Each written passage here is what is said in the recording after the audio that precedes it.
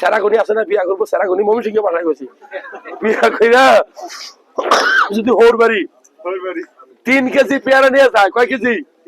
3 KG পেয়ারা নিয়ে যায়। হের শাশুড়ি মুখের এমন কালা করবো, আর হের বউয়ে হেরে কইবো কি নিয়েছো তুমি, খুশি হইতো না? আর এই জায়গায় যদি আরেক ছোট বোনের জামাই ছাড়া যদি 1 কেজি আধা কেজি আপেল আনে, সুম্মা যে উম্মা উম্মা করে দিব সুম্মা, কারণ খুশির ঠেলায় আপেল নিয়েছে, আরেকজন কি নিছে পেয়ারা। কোনটা বেস্ট বলেন তো? পেয়ারা বেস্ট, পেয়ারা বেস্ট। কারণ কি, একটা পেয়ারাতে যে পরিমাণ ক্যালসিয়াম থাকে, ওইটুকু ক্যালসিয়াম পাইতে 3টা আপেল খাইতে হবে। কয়টা?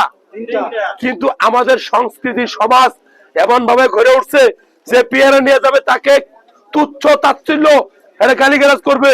হ্যাঁ, জানে না জ্ঞানের অভাব। পেয়ারা আসে কোথায় থেকে? আমাদের এলাকায় যে কোনো বাগান থেকে, ফরমালিন দেওয়ার প্রয়োজন হয় না।